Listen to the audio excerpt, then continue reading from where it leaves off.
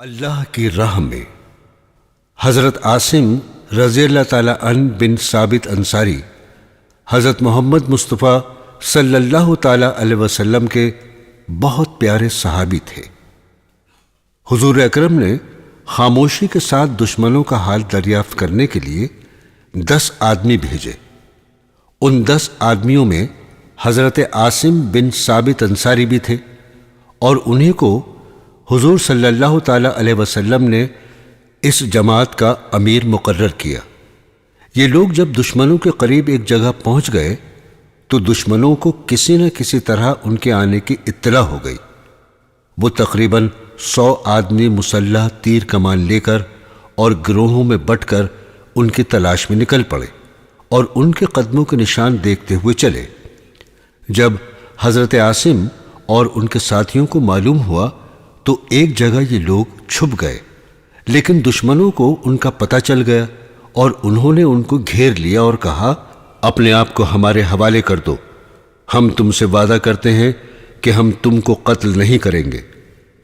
حضرت عاصم نے کہا، میں ان لوگوں کی ذمہ داری پر اپنے کو ان کے سپرد کرنے پر تیار نہ ہوں گا جو اللہ اور اس کے رسول کو نہیں مانتے۔ یہ کہہ کر اللہ تعالیٰ سے دعا کی، اے اللہ، اپنے پیارے نبی کو ہمارے حال کی اطلاع فرما دیجئے، اور میرا سر تیرے راستے میں کاٹا جا رہا ہے، تو ہی اس کا محافظ ہے۔ اب کیا تھا، دشمنوں کی طرف سے تیروں کی بارش ہونے لگی۔ انہوں نے بھی اپنے ترکش سے تیر نکال کر مقابلہ کیا۔ آخر کار مقابلہ کرتے ہوئے شہید ہو گئے۔ اللہ تعالیٰ نے ان کی دعا قبول فرمائی۔ حضور اکرم صلی اللہ تعالی علیہ وسلم کو واقعے کا علم اسی وقت ہو گیا، اور شہادت کے بعد جب جب دشمنوں نے ان کا سر کاٹنا چاہا تو شہد کی مکھیاں ابر کی مانند ان کی لاش کے گرد جمع ہو گئیں۔ دشمنوں نے سوچا رات کو جب یہ اڑ جائیں گی تو سر کاٹ لیں گے، مگر رات کو ایسی تیز بارش ہوئی کہ ان کی لاش کو وہ بہا لے گئی۔ اس جماعت کے اور بھی آدمی شہید ہو گئے۔ اب صرف حضرت خبیب رضی اللہ تعالی عنہ، زید بن وسنہ رضی اللہ تعالی عنہ اور عبداللہ بن طارق رضی اللہ تعالی عنہ رہ گئے۔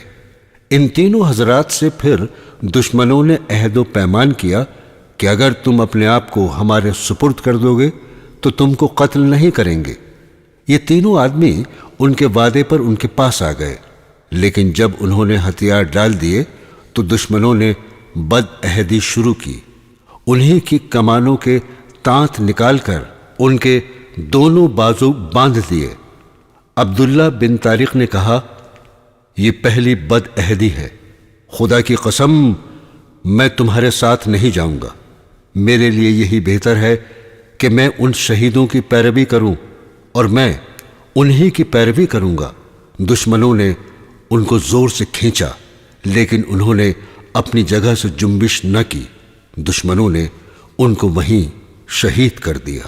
اب صرف حضرت زین بن وسنہ اور حضرت خبیب رہ گئے تھے۔ ان کو گرفتار کر کے یہ لوگ مکہ لائے۔ یہاں حضرت زین بن وسنہ کو صفوان بن ابتہ نے خرید لیا، اور حضرت خبیب رضی اللہ تعالی عنہ کو حارث کے لڑکوں نے، تاکہ اپنے اپنے باپ کے بدلے میں ان دونوں کو قتل کر ڈالے۔ اس لیے کہ اس دردناک واقعے سے پہلے جنگ بدر ہوئی تھی، اور اس میں حضرت عاصم، حضرت خبیب اور حضرت زید رضی اللہ تعالی عنہما نے دوسرے صحابہ کے ساتھ اللہ اور اس کے رسول کی طرف سے مکہ والوں سے بڑی بہادری سے جنگ کی تھی، اور اس میں مکہ کے بہت سے لوگ مارے گئے تھے۔ مکہ والے انتقام کی آگ میں جل رہے تھے، لیکن اللہ کے رسول کا مقابلہ کرنا ابھی ان کے بس میں نہیں تھا، اس لیے وہ ان 2 بے کس انسانوں کو قتل کر کے اپنی آگ بجھانا چاہتے تھے۔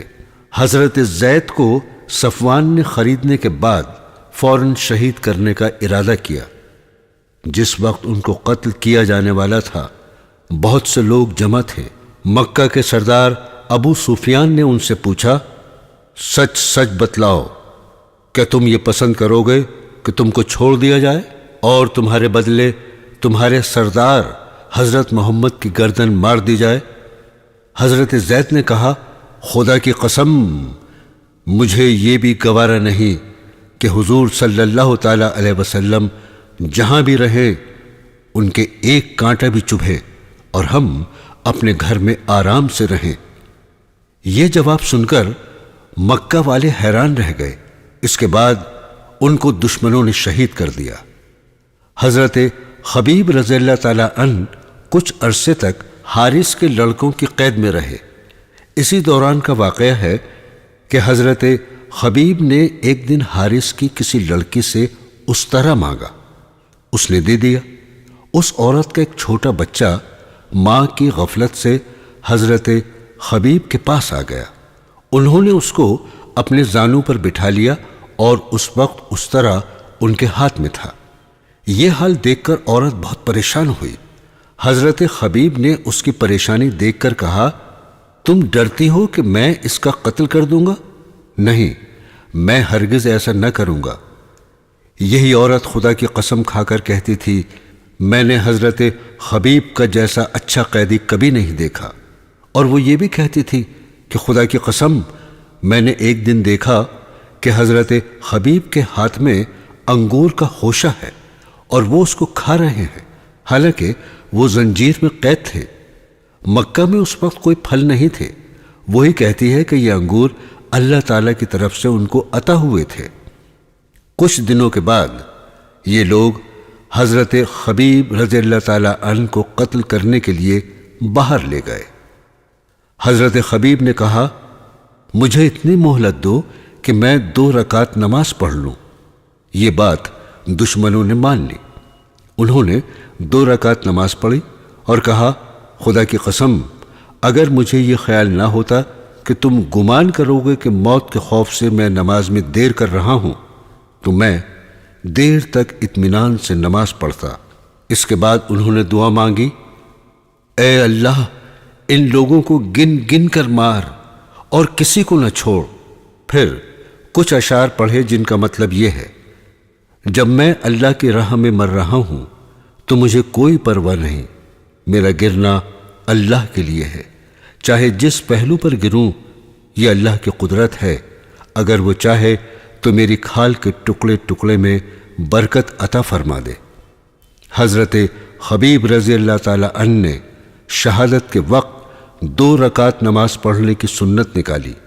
اللہ تعالیٰ نے حضور اکرم صلی اللہ تعالی علیہ وسلم کو ان کی شہادت کی اطلاع دی اور حضور اکرم نے اپنے ساتھیوں کو ان کی شہادت کی اطلاع دی۔